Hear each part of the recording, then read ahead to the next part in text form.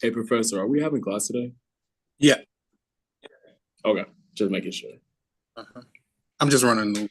I don't know where it is. I'm just running behind. Right, that's what I was wondering. So, all right, I got you for sure.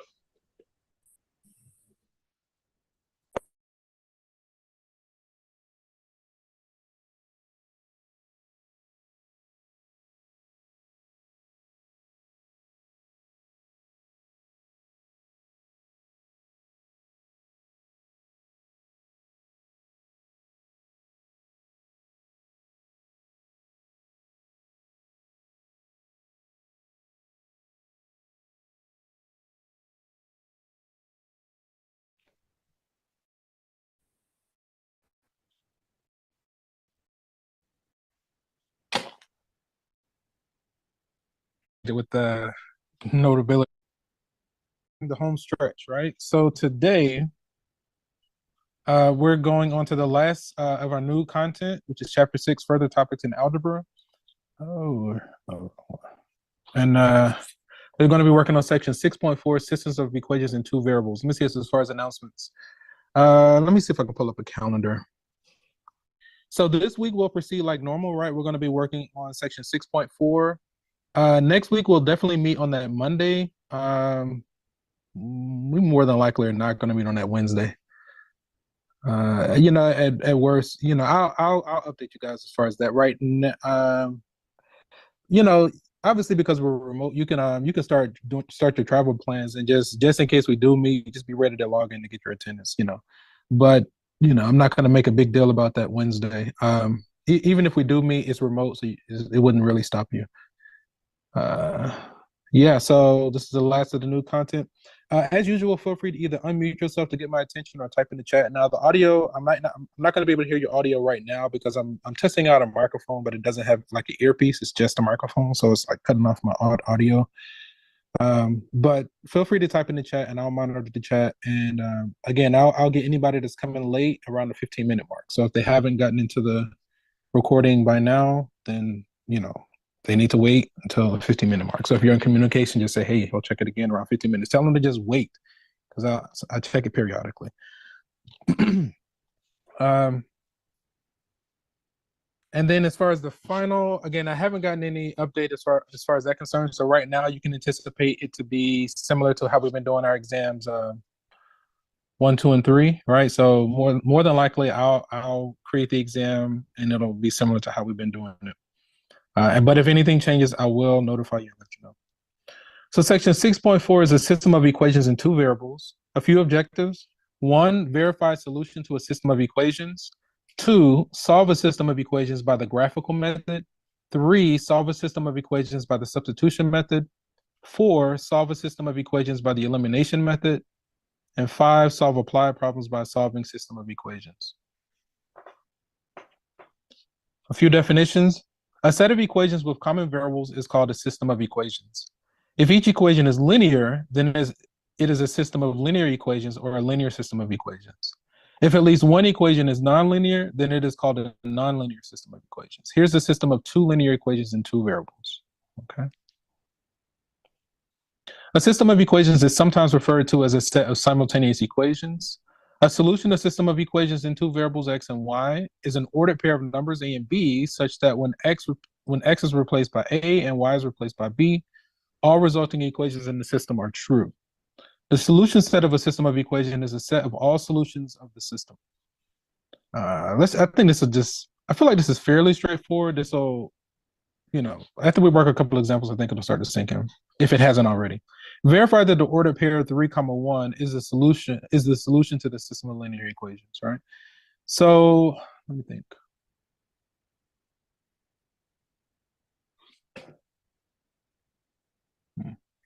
That would be nice.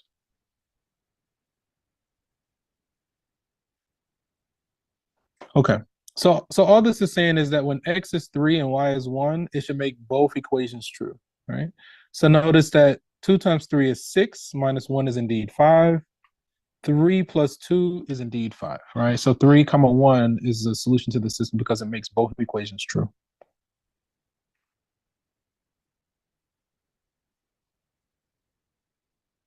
Let me check on you guys in Zoom. let me get these gentlemen. The chat looks good. Oh, I'm gonna have to do this. I have an adapter. Longer the system of equations. Okay. I think I'm going to actually use a graphing utility instead of doing it by hand. I feel like we should have some level of proficiency of graphing lines. We could graph the intercepts. I'm going to use, I could use my calculator. I'm going to use this. I'm going to use, I think I'm going to use Algebra. All right, we can use decimals. It doesn't really matter. They're the same. Let's see. Okay. Let's do decimals because I know that's one that a lot of students use. So this is a free graphing utility that when you go to the site, it's just like this. You don't have to log in or anything. I'm just going to click on graphing calculator. Okay. And then something like this comes up. I'm going to type it exactly how I see it, and let's see what happens. So if we say 2x minus y equals 5, okay. And then we have 2x plus 3y equals 12, right? So this looks accurate, right? I think that's why I was pausing before. I was trying to think of like something like this, anyway. So when we graph these two lines, we see that they cross. Let's see if we can find, can we write that as a fraction?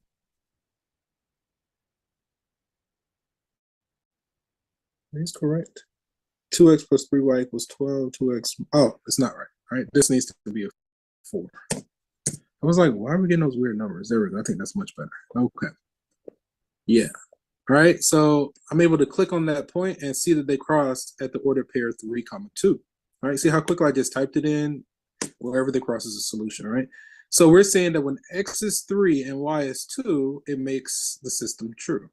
Oh, you know it got to be true because it rhymes, right? All right, so 2 times 3 is what? 6 minus 2 is indeed 4. 6 plus 6 is indeed 12, right? So this order pair 3, 2 is indeed the solution to the system. And I think we already have this typed up. So they graphed by plotting the intercepts, the x and y intercept. Now, my recommendation, oftentimes I feel like it's easier to find the y-intercept first. It might be about the same in this example. So again, we used Desmos, and we were quickly able to generate this solution. Okay. And then check, right? And we did that as well. So the solution set of a system of 2 linear equations and 2 variables can be classified in one of the following ways.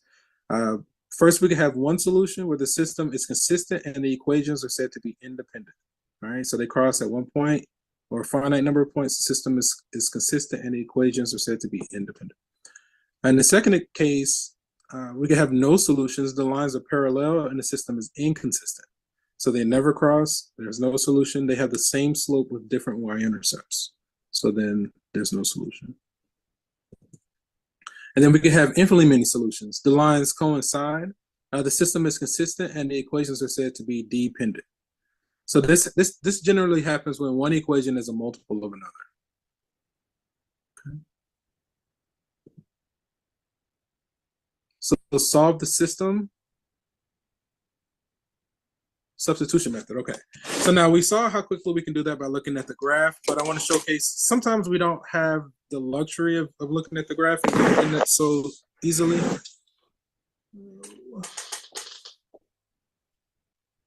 1 and 2. Okay. Ooh, it's steady going down. That's going the wrong way. I don't know if we're gonna make it today. Oh, I had it plugged, but I don't know. It's charging really slowly. Let me grab. I gotta organize my stuff. Okay, I'll use this. This will work. Okay, substitution method, right? So in the substitution method, what we're gonna do is solve one equation for one variable and then take that and plug it into the other equation, right? So in this example, it looks like solving for y in equation 2 might be the most simple, right? So if we add 2x to both sides from equation 2, we'll get y equals 2x plus 9. So then we're going to take this and substitute it in equation 1. So we'll get 2x minus 5 times y equals 3. Notice I replaced my variable with a blank set of parentheses, and then what goes into the blank parentheses is the substitution. Okay. So now we got one equation, one unknown, so we can solve. Every time we have an unknown, we need an equation. So we have two unknowns. That's why we're given two equations so that we can solve it. Okay, so then we'll get 2x minus 10x minus 45 equals 3. So 2 minus 10 is a negative 8.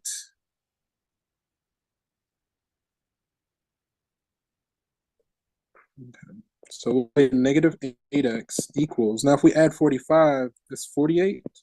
So then x equals 6.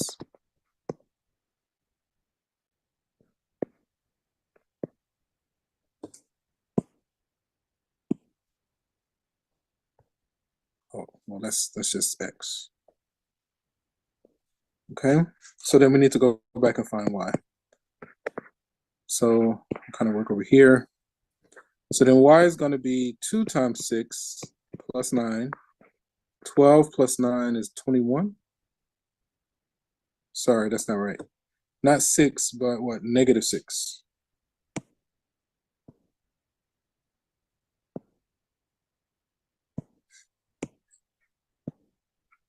So then if that's negative 6,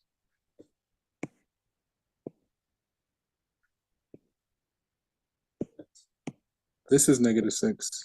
That's a negative 12. What is it, negative 3? Okay. Okay. So our claim is that the ordered pair negative 6 comma negative 3 is a solution to the system.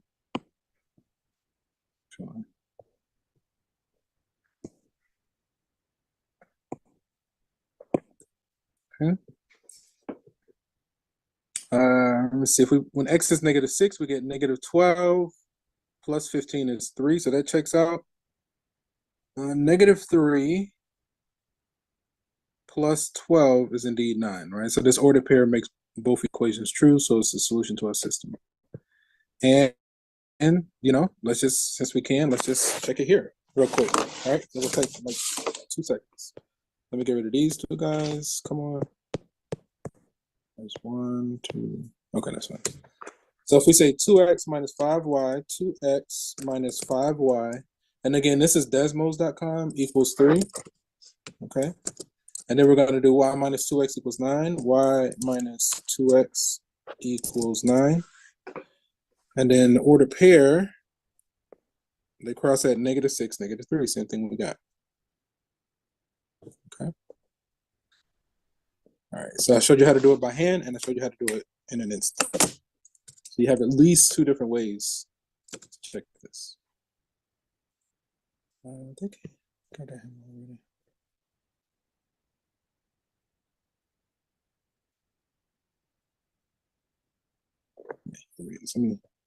Yeah, I think we're good. Does somebody have 2? Somebody might be in here. Oh, who am I missing? Is there a double? Does somebody have a double?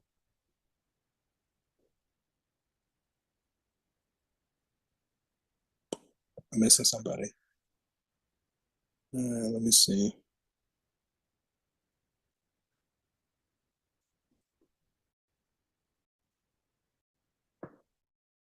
Okay. All right, so I think we got that one. Let's keep going. All right, I think we got all this. Okay. Okay, so here we're asked to solve the system. So we could try, let's see, we could try substitution again, right? If we solve for one variable in one equation. So like for instance, if we solve for y in equation 1, we'll get y equals 3 minus x. Right? So then if we plug that into equation 2, we're going to have 2x plus 2 times y equals 9. Okay. We can distribute that 2. 2x plus 6 minus 2x equals 9. A number plus its opposite as 0 If we subtract 6, we get 0 equals 3, but that's false, right? So notice in this example, when we tried to solve, all of our variables canceled out, and we were done with a false statement. So this is an example of an inconsistent system. These are going to be two parallel lines with different slopes, so they'll never cross. So and we can actually confirm that. Like 2 seconds. So then if we say x plus y equals 3, and then 2x plus 2y equals 9, 2x plus 2y equals 9.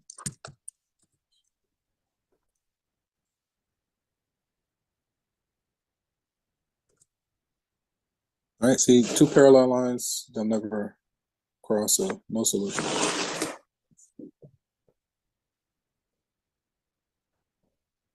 Solve the system, okay? We can still do the substitution method here. It looks like solving for y in equation 2 might be the most simple. So if we add y and add 6, we'll get y equals,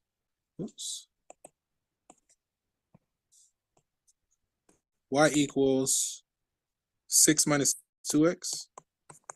Okay. And then take this and plug it into the first equation. So we'll get 4x plus 2 times y equals 12, but our y is 6 minus 2x. So then we have one equation, one unknown, so we can solve. We'll get 4x plus 12 minus 4x equals 12. A number plus its opposite as 0. If we subtract 12 from both sides, we finish with 0 equals 0. This is a true statement. So that means we have infinitely many solutions, right? So this is an example of lines that coincide. One equation is a multiple of the other. If we say equation 2 times -2, we get equation 1, right? So then the way we write these solutions, there's infinitely many solutions that take on the following form. Whatever x we choose, the corresponding y is going to take on the form 6 minus 2x. And so then this is how we capture the infinite number of solutions here.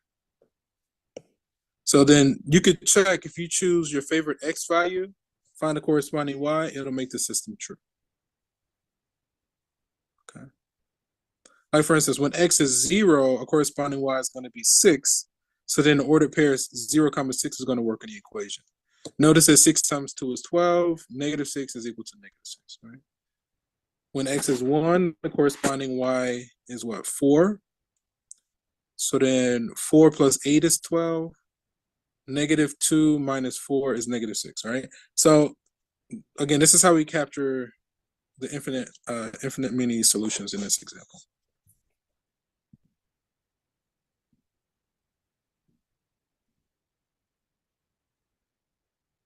And then the solution sets are going to take on the form x, 6 minus 2x, right? Okay, so we've seen several different ways of solving a system of equations. I think the first way that we explored, first thing we did was we verified a solution to a system. Then we looked at solving a system using the graphical method. Then we looked at solving the system using substitution. Then we saw some of the different types of solutions that we'll get, where we have a consistent system, where the equations are independent, or we have an inconsistent system, right, where you had two parallel lines, or the example where we had dependent equations. One equation was dependent on another. Basically, one was a multiple of the other, right? So we had infinitely many solutions. So here we want to look at this technique called the elimination method. With the elimination method, our goal, we want to pick a variable, either x or y, and we're going to multiply one row or one or both rows by a non-zero number. The goal is for one of the variables to have the same coefficient with opposite signs. So now looking at this, it looks like x might be easier to work with just because the numbers are smaller. Or actually, because the y already has opposite signs, I'm going to do y instead. So my goal is to get the coefficients to be the same with opposite signs. I think the least common multiple is 12. So what we can do, we're going to multiply the top equation by 3. So we're going to say times 3. And we're going to multiply each term by 3. And then equation 2, we're going to multiply by, sorry, not by 3, by 4, right? So this one, this is going to go here. The second equation by 3, the first equation by 4, right? And we're going to distribute a 3 across here, all right? So the goal, we're trying to get this to be plus or minus 12, okay? So now if we account for those changes, 4 times 2 is 8x, 4 times 3 is 12y, and what is that, 84. 3 times 3 is 9x, 4 times 3 is a negative 12y, 69. Okay. So now what we can do is add the two equations together. So a number plus its opposite, these add to 0. 8 and 9 is 17x. What is that, a 3? Carry the 1, 15, 153.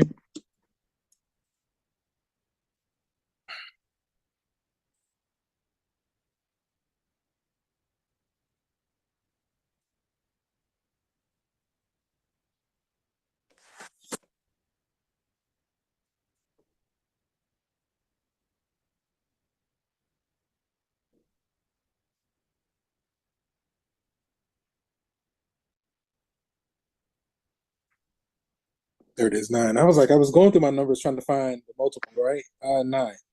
So I think 9 times 17, 90 plus 63 is 153, right? So then x equals 9. That's just our x. So then we need to go back and solve for y. I'm going to use equation 1. So we plug 9 in for x, we'll get 18 plus 3y equals 21. Then we'll get 3y equals 3. So then y equals 1. Okay. So then our claim is that the order pair 9, 1 is the solution to the system.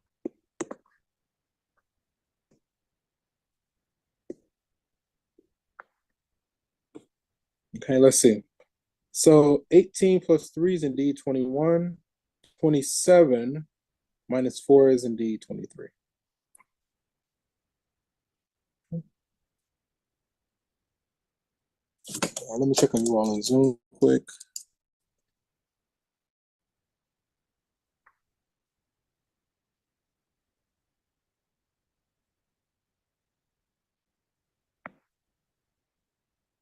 Okay, I think we got all of this. Oh, we're actually doing pretty good on time. Okay, solving a nonlinear system by linearizing substitution, right? So we're gonna solve this system, but we're gonna use a technique. It's called U substitution. So we're gonna let U equal 1 over x, and we're gonna let V equal 1 over y. And we're going to make those substitutions. So then if we make those substitutions, we're going to get what? 2u plus 5v equals negative 5. And then we're going to have 3u minus 2v equals negative 17. Okay. So now we're back to a linear system of equations in 2 variables. I think I'm going to try to do my elimination method. I'm going to try to eliminate the u. So if I'm going to eliminate u, we're going to multiply that first equation by 3.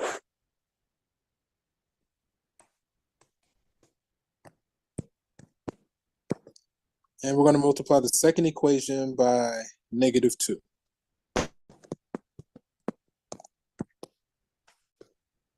Okay. So then 3 times 2 is 6u.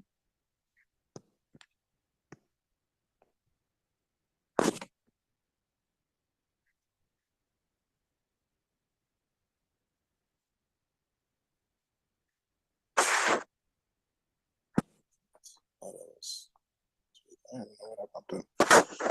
Let me see. 3 times 5 is 15.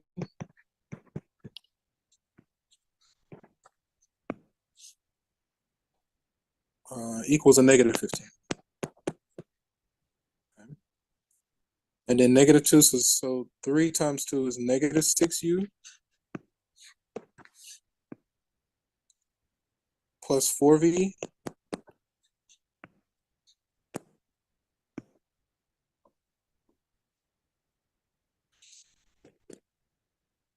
what is that? 34. So now if we add the two equations together, a number plus its opposite, these guys add to 0.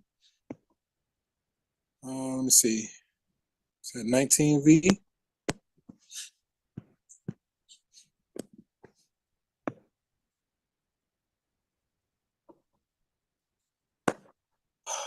So 15 and 30 would be 15, 19, right? So equals 19. Divide both sides by 19, and we get v equals 1. Okay. So then if v equals 1, I feel like I'm going to use equation 2. Right? So then 3u minus 2 times our v, but our v is what, 1? Equals negative 17. So add 2 to both sides. We get 3u equals what, a negative 15? Divide both sides by 3, u equals negative 5. Okay. So then what we need to do is reverse substitute, right? So if u is negative 5, that means 1 negative 5 equals 1 over y. Sorry, that's supposed to be an x, right? Right here. I'll do it in purple so you can see it. Or I'm trying to find a color. It's supposed to be 1 over x.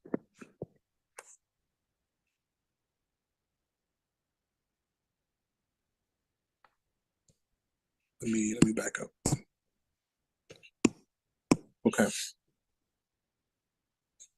So now if our u is a negative 1 over 5, so we have negative 5 equals 1 over x. If we cross multiply and divide, x equals a negative 1 by 5. Okay. And then for our v, we got 1. So 1 equals 1 over y. Cross multiply, y equals 1. Okay. So our claim is that the solution to the system, I feel like something is off, but we're going to go with it. Our claim is that the solution to the system is a negative 1 by 5, comma 1.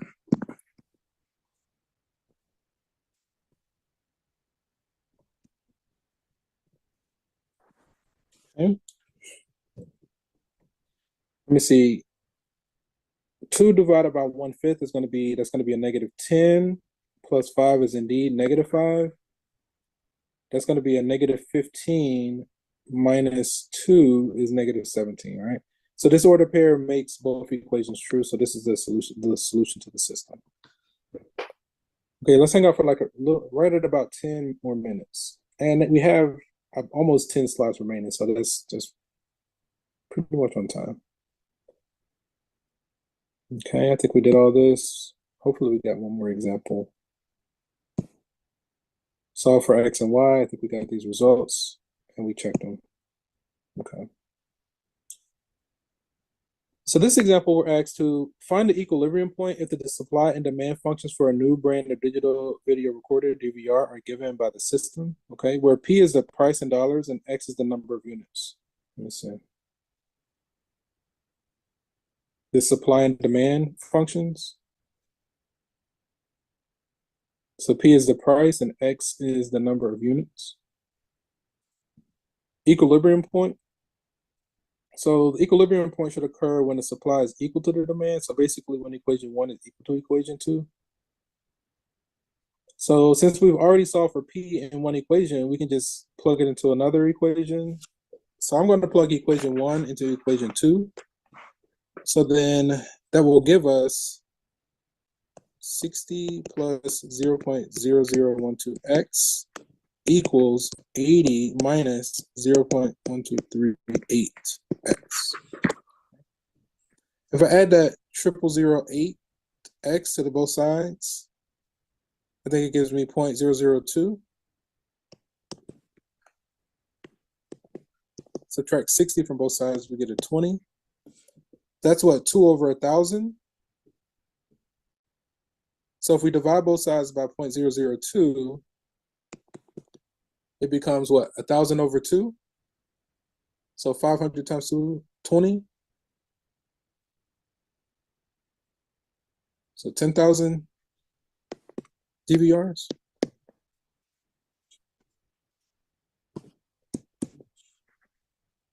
So we need to produce and sell 10,000, and then we need to see, okay, at what price in order to reach equilibrium. Okay, so then if we take this 10,000, I'm going to plug it into 4 times. I'm just going to plug it into the second equation, right? So then our price is going to be 80 minus, now, here, let's just write it, 0.1238 times 10,000. So we move the decimal to the right 4 times. 80 minus 8 is 72. So then the price should be $72 for each DVR.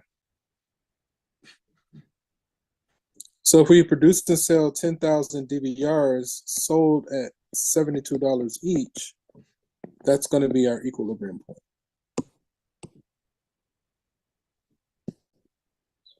So that's when we turn back to 0. So then once we sell one additional, anything above 10,000 units sold is profit.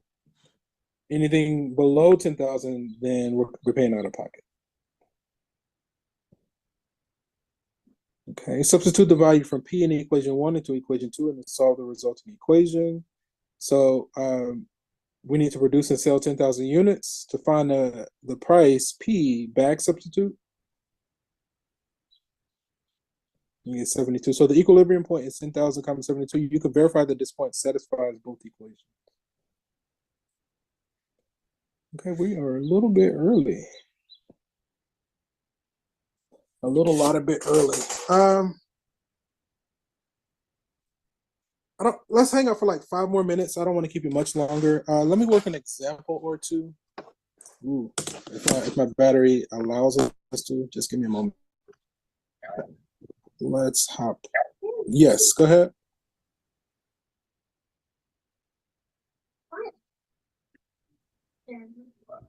Let's go here. Somebody have a question? Yeah.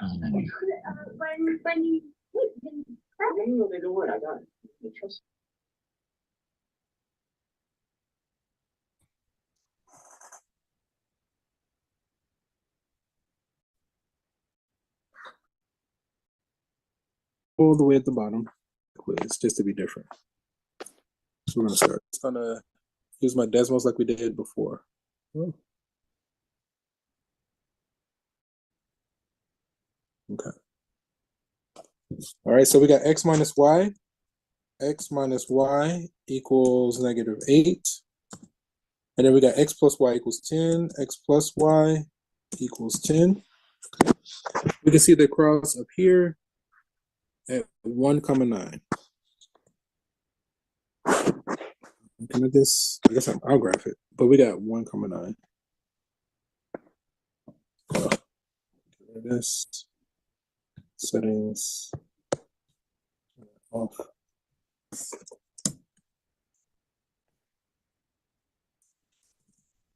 One comma 9, and I think we still have to graph it.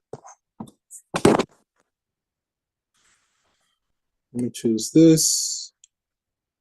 Let me see, in the first equation, let me see, when x is 0, y is 8. When y is 0, x is -8. These are good. Okay. And then in equation 2, when x is 0, y is 10. And when y is 0,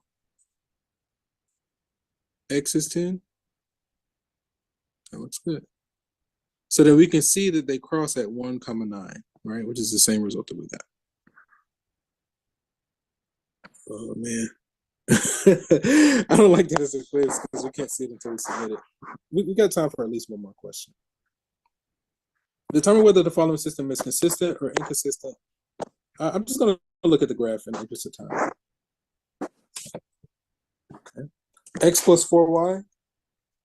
X plus 4y equals negative 5. Now, in that previous, I probably should have just checked it. 4x minus y equals 4. Okay. Now, see, notice that this one doesn't cross at a clean point. Like we get this decimal. Let me see. Determine whether, if the system is consistent, determine whether the equations are, okay, do not solve the system. But based on this image, right, they cross at a single point. So we say that they are consistent and independent. All right. So we're going to go with B. Got time for another. Solve the system by the substitution method. I'm just going to use this just because I can. In the interest of time. 4x minus y, 4x minus y. We don't always have this as a luxury, but when we can, I don't see why not. 8x minus 2y equals 11. Okay. Ooh, the parallel, right? So it should be C. 4x minus y equals 8x minus 2y. Okay. So empty set. No solution. Maybe we can finish since we got 2 more questions. Solve the system. Okay. I'm just going to look at the graph. See what we can get out of there. 2x plus 5y equals negative 1. X plus 6y equals 3. X plus 6y equals 3. Okay. So they do cross. What point is this? Negative 3, 1. So our claim is that the solution negative 3 here. We can check this one. Negative 3, 1. Oops. Yep. So that's going to be a negative 6 plus 5 is indeed negative 1. Negative 3 plus 6 is indeed 3. All right. And we got one more. Let's just go ahead and do that last one. Mrs. Burke invested $25,000 into 2 accounts, one yielding 6% and the other yielding 8%. If she reaches a total of $1,820 in interest at the end of the year, how much did she invest in each account? I think we're going to use simple interest. So I'm going to take some notes here. Okay.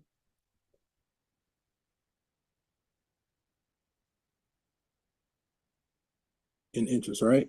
So the total interest is going to be the interest from the first account plus the interest from the second account, right? So she has some unknown amount in the first account. That's going to be a principal. The rate is 6%.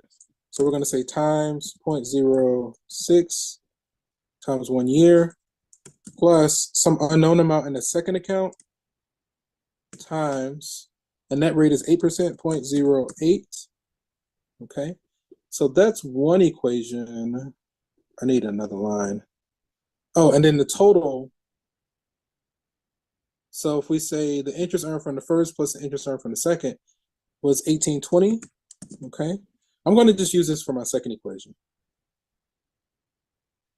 And then however much she deposited in the first account, we're going to say that that's X. So she deposited X amount into the first account plus we'll